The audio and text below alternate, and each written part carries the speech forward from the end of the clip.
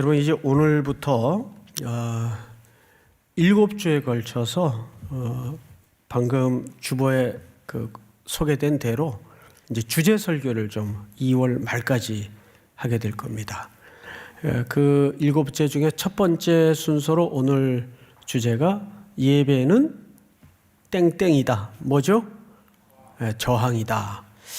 그 예배에 대한 그 뉘앙스와는 좀 맞지 않는 설명이죠. 예배는 왜 저항일까에 대해서 소개를 좀 할까 합니다. 먼저 그냥 단어 개념으로 예자와 배자 이게 무슨 뜻일까? 그냥 말 그대로 예의를 갖추어 절하다 그 뜻이에요. 예의를 갖추어 엎드려 절하다. 이것이 예배가 갖는 그 단어적 의미입니다. 그러면 조금 한 걸음 더 들어가서 유대인들은 이 예배를 어떤 식으로 이해를 했는가 몇 가지 소개를 좀 드릴까 합니다. 첫 번째는 존경과 감사에 대한 표를 할 때 그 대상에게 예를 갖추어서 절을 합니다. 이게 예배가 갖는 개념이에요. 유대인들에게. 또 두 번째는 자신보다 높은 존재나 은혜를 베풀어주는 존재를 향해 엎드려 절을 하곤 합니다. 세 번째는 엎드려 절을 한다는 것은 두 가지가 동시에 생성이 됩니다. 첫째는 자기를 낮추는 태도고, 다시요, 자기를 낮추는 태도고 동시에 상대를 높이는 태도가 예배라는 개념 속에 녹아져 있습니다. 그래서 결국 이걸 종합해 보면 예배란 뭐냐? 첫 번째 이미지가 딱 하나예요. 예배라는 것은 엎드려 절하다. 엎드려 절하다. 이게 예배입니다. 유대인들이 갖는 예배의 개념이에요. 자, 그러면 이제 조금 더 한 걸음 더 들어가겠습니다. 우리 지금 3단계에 들어왔죠, 벌써? 첫 번째는 예배라는 단어적 설명을 들었어요. 두 번째는 당시 유대인들은 예배를 어떻게 이해했는가에 대해서 간략하게 소개를 들었습니다. 이제 우리가 살펴볼 것은 성경은 무엇을 예배라고 하는가? 이제 여기로 이제 좀 진입을 하기 위해서 결국 성경을 봐야 되겠죠? 2절을 보십시다. 2절. 요한계시록 4장 2절입니다. 요한계시록 4장 2절. 제가 좀 읽겠습니다. 여기 내가라는 말은 요한이 계시록을 썼죠. 반모섬에서 요한 자신을 얘기합니다. 내가 곧 성령에 감동되었더니 보라 하늘에 보좌를 베풀었고 그 보좌 위에 앉으신 이가 있는데, 자 여러분 앞을 잠깐 봐세요. 우리 온라인으로 예배드리는 분들도 모니터를 좀 주목해 보시기 바랍니다. 요한이 지금 상태는 고립되어 있고 갇혀 있어요. 반모섬이라는 섬에 유배되어 있는 상태입니다.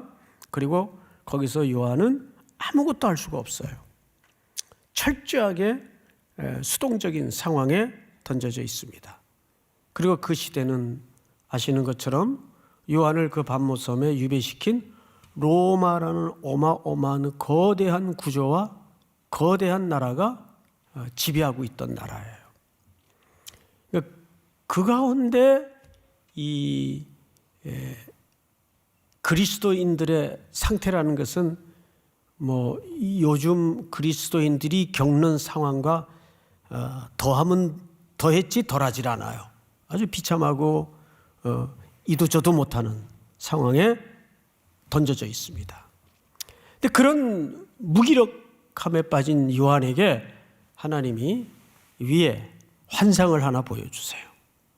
근데 그 환상을 보니까 하늘에 보좌가 펼쳐져 있는데 거기에 한 분이 앉아 계세요. 그 그림이에요. 잘 보세요. 내가 곧 성령에 감동되었더니 보라, 하늘에 보좌를 베풀었고 그 보좌 위에 앉으신 이가 있는데, 이렇게 돼 있어요. 여러분, 이 보좌는 당시 사실 로마 황제의 보좌를 유비한 그림이에요. 당시 세계의 중심은 어디였죠? 로마였어요. 그리고 로마의 중심은 어디죠?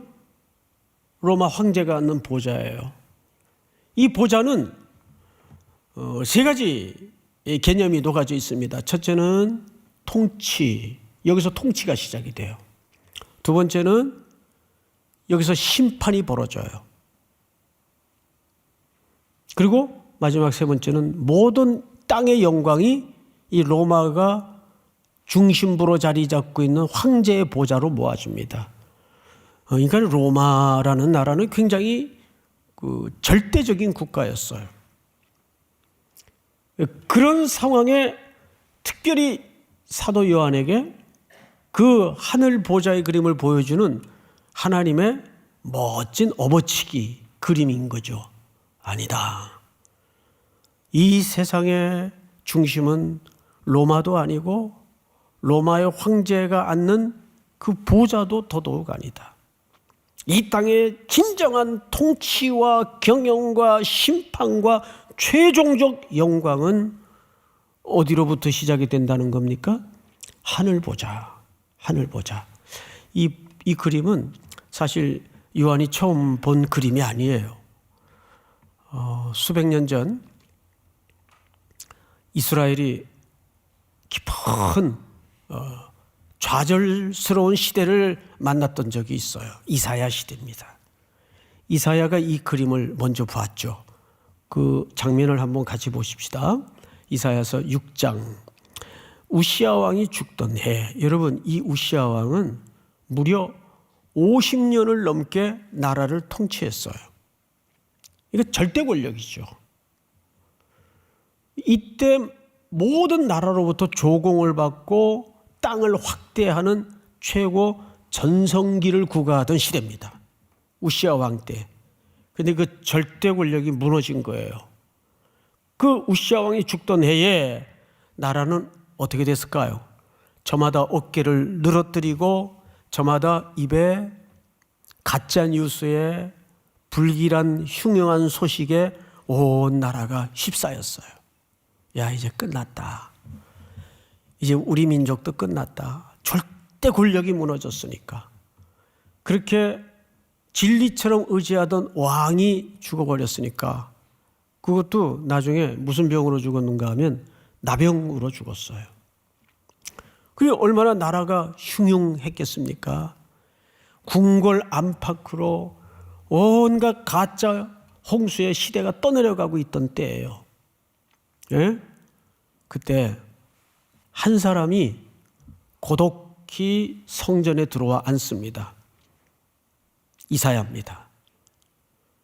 그가 하나님, 이 불온한 시대의 상황을 어떻게 해야 합니까? 궁궐 안팎으로 가짜 뉴스의 홍수 속에 온 국민은 좌절하고 있습니다. 그때 하나님께서 우시야 왕이 죽던 해 내가 본 적 이사야가 봤어요. 요한이 오늘 본 것처럼 주께서 높이 들린 보좌에 앉으셨는데, 똑같은 보좌를 본 거죠. 앉으셨는데 그의 옷자락은 어디에 가득하였고? 네, 성전에 가득하였고. 이 성전은 물어봅시다. 하늘 성전을 얘기할까요? 지상 성전을 얘기할까요? 이 땅의 성전을 얘기합니다. 지금 이사야가 좌절 속에 앉아있는 그 성전을 얘기하는 거예요. 그런데 그 보좌에 앉으신 이의 옷자락이 드리워졌는데 땅의 성전까지 드리워졌어요. 무슨 얘기일까요? 이 그림이. 우시야가 이 나라를 통치했던 것이 아니다. 우시야가 이 나라를 경영했던 것이 아니다. 우시야는 역사의 무대 뒤로 사람이 가는 길로 순리를 따라 지나갔지만 여전히 이 땅과 경영은 심판과 통치와 최종적 영광은 어디로부터 시작된다는 거예요? 하늘 보좌로부터. 그런 의미에서 그분이 입으신 옷자락이 지상 성전까지 가득 드리워진 겁니다. 이 그림은 하나의 중요한 한 컷짜리 메시지예요. 여전히 이 암울한 시대도, 여전히 이 절망의 시대도 하나님은 이 땅을 경영하시고 통치하시고 심판하실 것이고 최종적 영광은 그분에게로 돌아갈 것이다. 여러분, 그 사실을 믿으십니까? 확신을 가져야 돼요. 그 그림을 보여주는 거예요. 지금 그 그림을 요한이 또 보고 있어요. 왜? 로마 제국의 시대가 적어도 그리스도인들에게는 좌절과 절망과 답이 없는 시대를 보여주기 때문에, 노답의 시대, 그걸 보는 거예요. 자, 2절을 한번 볼까요? 스랍들이 모시고 섰는데 각기 6날개가 있어 그들로는 자기 얼굴을 가리웠고 그 둘로는 자기의 발을 가리웠고 그 둘로는 날며. 3절 다 같이 시작. 서로 불며 이르되 거룩하다 거룩하다 거룩하다 만군의 여호와여 그의 영광이 온 땅에 충만하도다 하더라. 그 하늘 보좌의 영광이 하늘에 충만한 것을 넘어서서 어디에 충만하더라? 온 땅에 충만하도다. 이 무슨 뜻일까요? 여러분, 우리가 늘 주문처럼 외우는 유명한 주기도문 속에도 이런 표현이 담아져 있는 걸 볼 수 있죠. 뜻이 하늘에서 이루어진 것 같이 어디에도 이루어지이다. 이 땅에도 이루어지이다. 여러분 믿습니까? 그걸 이사야에게 보여주는 거예요. 온 땅에 충만한 주의 영광이 충만한 모습을 보여주는 거예요. 자, 그러면 오늘 본문으로 다시 가서 눈을 돌려 4장 2절을 다시 보십시다. 내가 곧 성령에 감동되었더니 보라 하늘에 보좌를 베풀었고 그 보좌 위에 앉으신 이가 있는데 앉으신 이의 모양이 벽옥과 홍보석 같고 또 무지개가 있어 보좌에 둘렸는데 그 모양이 녹보석 같더라. 그 앉으신 이의 모양이 벽옥과 홍보석 같고 또 보좌에 뭐가 둘렸어요? 무지개가 둘렸어요. 여러분, 성경에서 무지개는 뭐의 상징입니까? 다시는 멸함이 없겠다는 하나님의 언약의 상징이에요. 노아 홍수의 사건을 통해서 우리는 그 약속을 하나님께서 하시는 걸 창세기에서 경험했죠. 그래서 이 무지개의 그림은 하나님이 우리에게 하신 언약을 자꾸 갱신하는 겁니다. 다시 확인시키는 겁니다. 자, 성경을 다시 보십시다. 4절 보세요. 4절. 또 보좌에 둘려 24보좌들이 쭉 옆에 보니까 좌석들이 쭉 있는데 몇 개가 있어요? 24개의 좌석이 있어요. 24보좌들이 있고 그 보좌들 위에 24장로들이 흰 옷을 입고 머리에 뭘 썼어요? 금관을 썼어요. 금관. 자, 이제 이 그림을 좀 설명드리겠습니다. 이게 사실 저녁 예배 시간에 계시록 강의 때 했지만 그때는 그저 이 본당에 온 우리 형제자매들밖에 듣지 못했기 때문에 이 설명을 좀 다시 드리겠습니다. 24라는 숫자는 두 가지예요. 12 더하기 12입니다. 그럼 합이 몇 개예요? 24개죠. 그 앞에 12은 구약을 얘기하는 거예요. 구약의 12지파. 12지파는 무엇의 기초가 되었죠? 이스라엘. 그래서 12보좌는 이스라엘 구약을 얘기하는 거예요. 그런데 그 구약이 신약으로 넘어오면서 어떻게 새 개념으로 바뀌냐면 12사도로 새 개념으로 바뀌어요. 그렇죠? 그래서 신약으로 넘어와서는 12사도의 숫자가 12입니다. 자, 그러면 이 사도는 왜 중요하냐? 당시 그리스도께서 특별히 임명받은 단회적 인물들인데 이 사도는 두 가지 역할을 하죠. 첫째는 성경을 기록하고, 둘째는 이 땅에 교회의 기초를 놔요. 그리고 그 머리는 누가 되십니까? 그리스도가 되시는 거예요. 이것이 언약의 성취입니다. 그래서 24장로들은 새로운 이스라엘을 상징하는 대표적 그림이에요. 근데 그들이 전부 뭘 쓰고 있어요? 금관을 쓰고 있고 옷은 흰 옷을 입고 있어요. 이 흰 옷이라는 말은 정결함을 입은 어떤 은혜의 징표입니다. 근데 그 머리에는 금관을 쓰고 있어요. 그러다가 어떤 일이 벌어지는가 잘 보십시다. 6절 보라, 보좌 앞에 수종과 같은 유리바다가 있고 보좌 가운데 보좌 주위에 네 생물이 있는데 앞뒤에 눈들이 가득하더라. 여기 네 생물은 이 땅의 모든 것들을 총칭하는 표현이에요. 왜냐하면 4라는 숫자는 동서남북 세상 숫자이기 때문에. 그래서 땅의 모든 것들을 총칭하는 수가 4입니다. 그래서 이 네 생물은 땅의 모든 걸 총칭하는 표현들이에요. 근데 그들이 마지막에 뭐라고 얘기를 하냐 하면 8절, 네 생물은 각각 6날개를 가졌고 그 안과 주위에는 눈들이 가득하더라.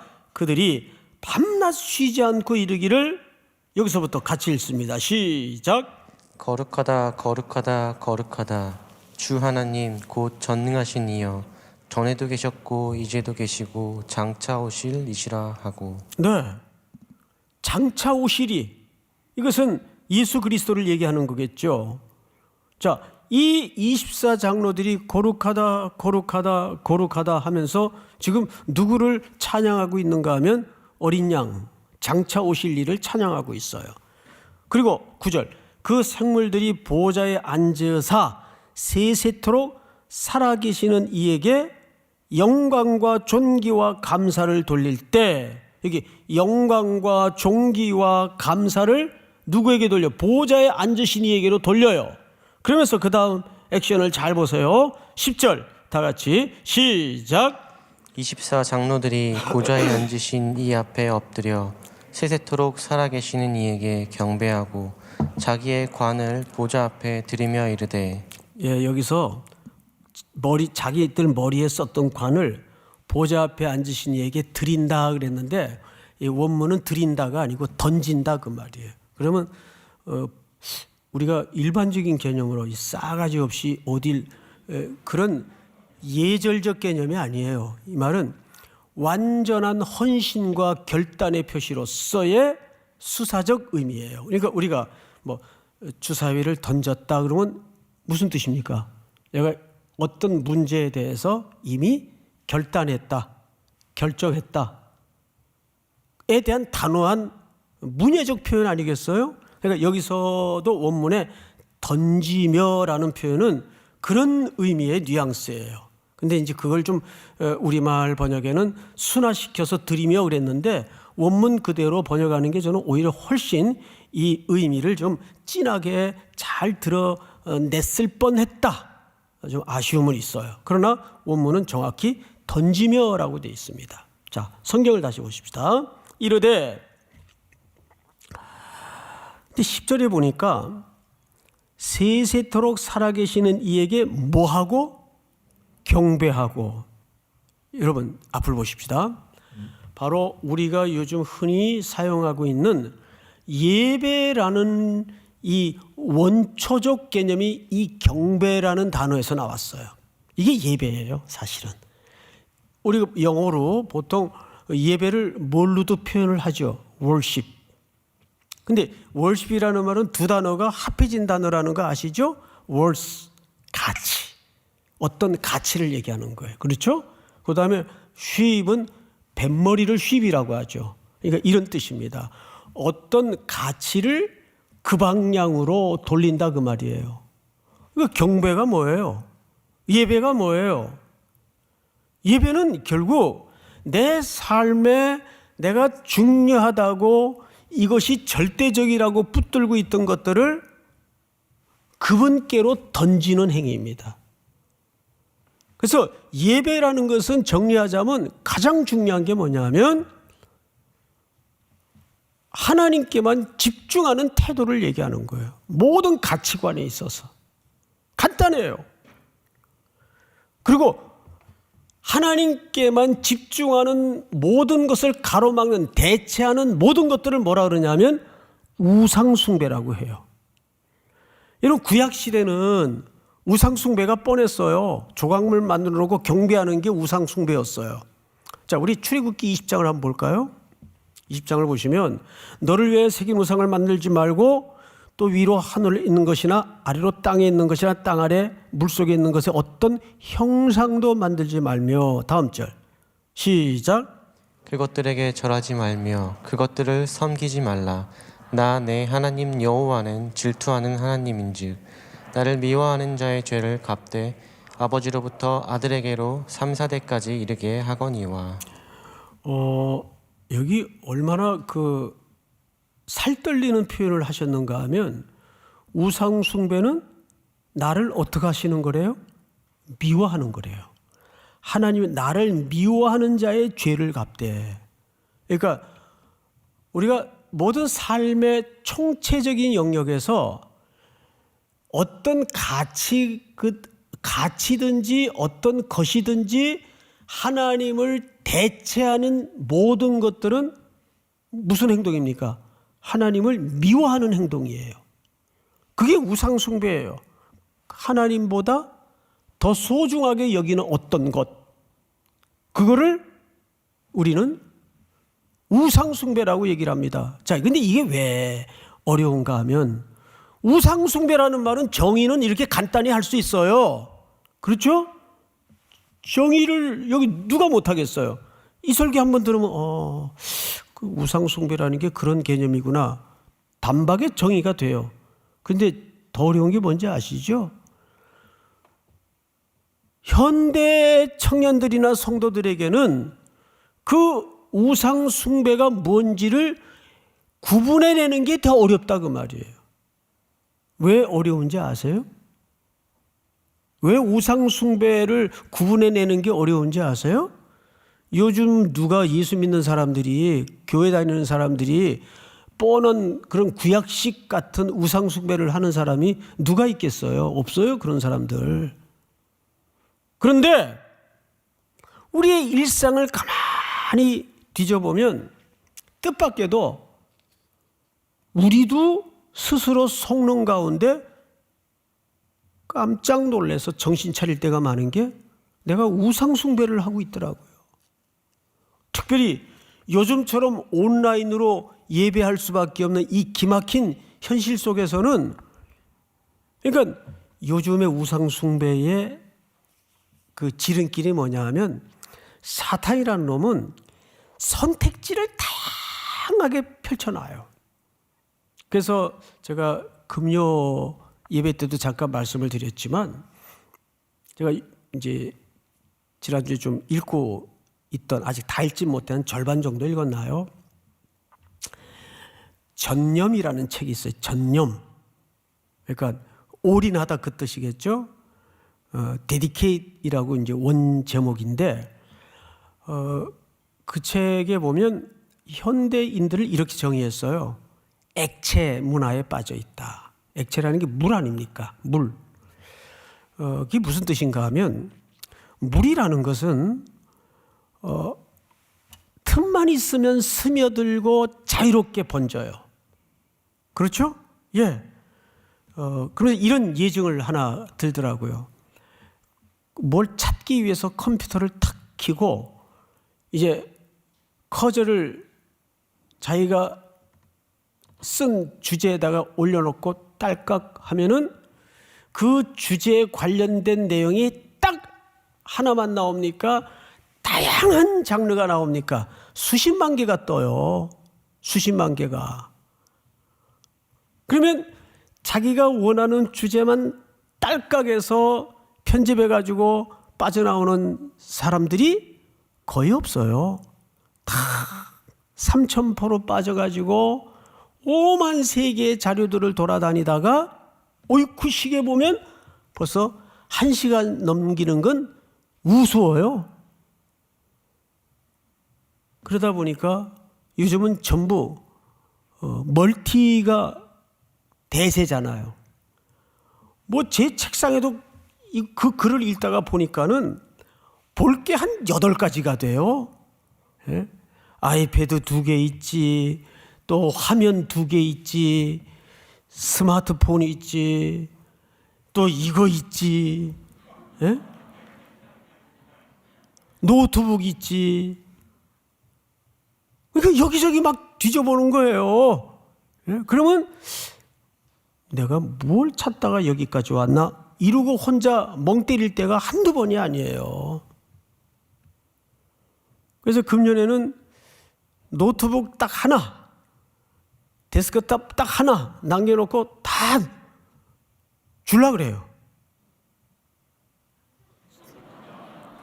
진짜. 예.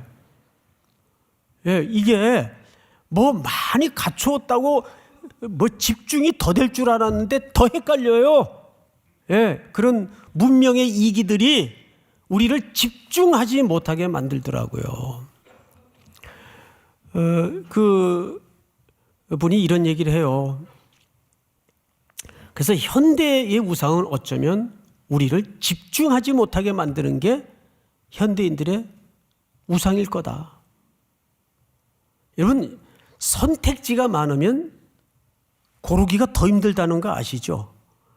근데 되게 능력이 딱 하나밖에 없는 사람은 평생 그것만 해요. 예? 매주, 매일, 매년 그 사람은 아무리 시간이 가도 선택지가 별로 없어요. 그것밖에는. 그런데 이거 아세요? 거기 역설이 있다는 거? 그 사람의 지루한 것 같고 한눈 팔 수도 없는 자기의 상황 때문에 오로지 곧게 한 길을 가다 보면 그 길 끝에 기적이 일어나는데 어떤 결과물이 기적이 아니라 본인이 기적이 돼요. 본인이. 뭔 소리인지 알겠어요? 그게 얼마나 은혜인지 아세요? 제가 우리 성도들에게도 말했는지 교육자님들에게만 말했는지 지금 기억이 선명하진 않은데 미국의 침례교 목사님이신데 존 맥아더라는 분이 계세요. 이분이 아주 목회를 한 교회에서 오래 하시다가 지금 연세가 좀 됐어요. 지금도 설교를 하고 계시더라고요. 보니까 유명한 강해 설교자입니다. 근데 초창기에 너무 고생을 했어요. 우선 첫째, 이분의 이 지루한 설교에 교인들이 다 염증을 냈어요. 뭐 귀에 잘 안 들어온다 그러고 뭐 뇌수술 당하는 기분이라 그러고 그러니까 이제 선임 장로님 한 분하고 선임 목사님 한 분이 이제 결탁을 해가지고 이분을 쫓아내려고 궁중용어로 역모를 일으킨 겁니다. 그런데도 어떻게 그 위기를 넘기고 또 그 외에도 여러 차례 좀 목회적 어려움이 있었어요. 근데 그 고비를 다 지나고 나서 이분이 이제 사역을 정리할 때쯤 어느 기자와 인터뷰를 한 내용이에요. 근데 제가 그 인터뷰 기사를 흘낏 봤는데도 너무 감동적인 표현 하나 때문에 이 얘기를 드리는 거예요. 기자가 이렇게 묻죠. 목사님 참 초창기에 보시면 참 어려움도 많았고 힘든 일도 너무 많았는데 어떻게 이렇게 참 몇십 년 동안 한 교회에서 한 자리에 그리고 지금은 그렇게 세계적인 강해 설교자가 됐습니까? 그분의 설교가 굉장히 탄탄해요. 저도 그분 책들을 많이 보곤 하는데 그때 이분이 고개를 이렇게 숙이시다가 기자를 쳐다보면서 솔직히 말해도 돼요? 그럼요, 인터뷰인데요. 뜻밖의 얘기를 하는 거예요. 어떻게 버텼냐고 그랬죠? 예. 제가 갈 데가 없었습니다. 그래. 제가 갈 데가 없었습니다. 너무 뜻밖의 대답을 꺼낸 겁니다. 지금은 그렇게 능력 있고 유명한 목사님이 됐는데 갈 데가 없었대요. 그래서 제가 거기서 참 은혜를 받았어요. 그래, 너무 잘났으면 갈 데가 많았겠지. 에이씨, 내가 여기 아니면 어디 갈 데가 없냐?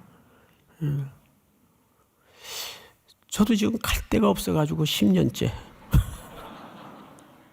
여러분들이 나가라 그러지 않으니까 갈 데가 없어가지고 10년째 지금 가슴앓이를 하면서 버티고 있는 거예요.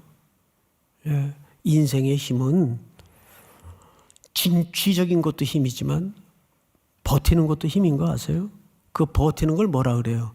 그걸 저항이라고 합니다.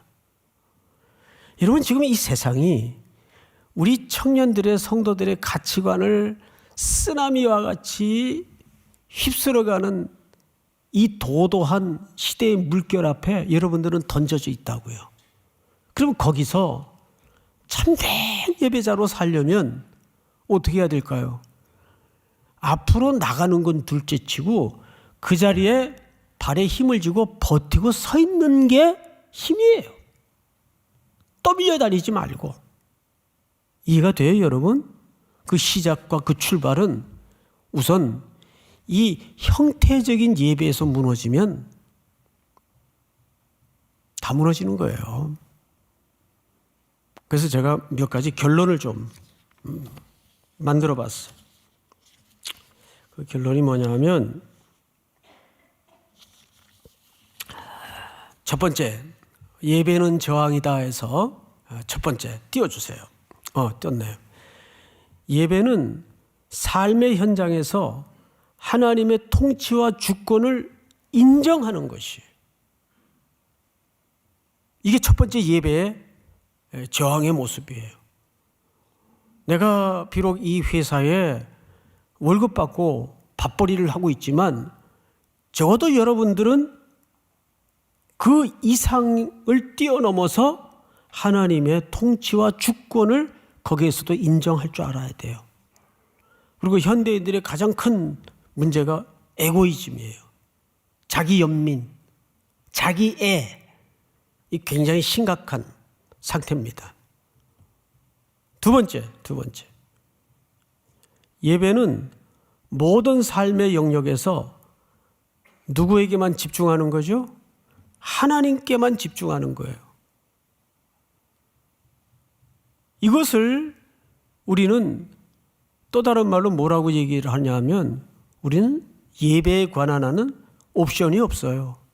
근데 요즘은 1부서부터 5부까지 있지, 늦잠 자면 또 3부 예배 가면 되고 옵션이 많잖아요, 요즘. 근데 솔직히 물어봅시다. 누군가 데이트를 하고 사랑을 하는데도 만나고 싶을 때 아무 때나 만납니까? 그렇지 않죠. 서로 약속을 했으면 그 시간에 다른 일이 없는 한은 반드시 그 시간에 준비를 하고 만나죠. 근데 요즘은 장소도 선택을 할 수 있고 시간도 선택을 할 수 있어요. 그러다 보니까 예배라는 것이 그냥 옵션이 돼버렸어요. 다음 항목을 볼까요? 예배는 선택이 아닙니다. 옵션이 아닙니다. 그러니까 이 형태적인 예배가 무너지는데 삶으로까지 예배가 과연 확대가 될 수 있겠는가? 자, 다음 같이 한번 읽어볼까요? 시작. 예배의 주권과 통치를 대체하려는 모든 시도는 우상숭배입니다. 네. 그러니까 여러분, 우상숭배라는 것은 무슨 금송아지 만들어 놓고 무슨 부처상 만들어 놓고 그걸 숭배하는 그런 우상숭배로 이해를 해서는 안 돼요. 그것도 당연히 우상숭배겠지만 우상숭배라는 것은 우리 삶에 나도 눈치채지 못하게 스며들고 파고드는 하나님을 대체하고자 하는 내 속의 의식들입니다. 이 우상숭배일 수 있단 말이죠. 여기에 대한 열거를 하자면 한두 끝도 없으니까 어쨌든 2022년도에는 부르신 그 자리가 예배의 자리여야 되고, 예배는 선택과 옵션이 아님을 기억해서 하나님 앞에 삶으로의 예배를 어디서 출발해야 된다고요? 형태적인 예배에서부터 건강히 출발할 수 있는 새해가 될 수 있기를 주의 이름으로 축원하고 축복합니다. 우리 한번 오프라인으로 예배하는 모든 이들이 눈을 감고 한번 기도할 것은, 새해는 내 안에 무너졌던 예배가 본질적으로 회복되게 하시고, 형태적인 예배에도 하나님께 집중할 수 있는 한 해가 될 수 있도록 도와주시옵소서. 하나님을 집중하는 데 방해되는 모든 것들은 나를 미워하는 것이고 우상 숭배라고 성경은 정의합니다.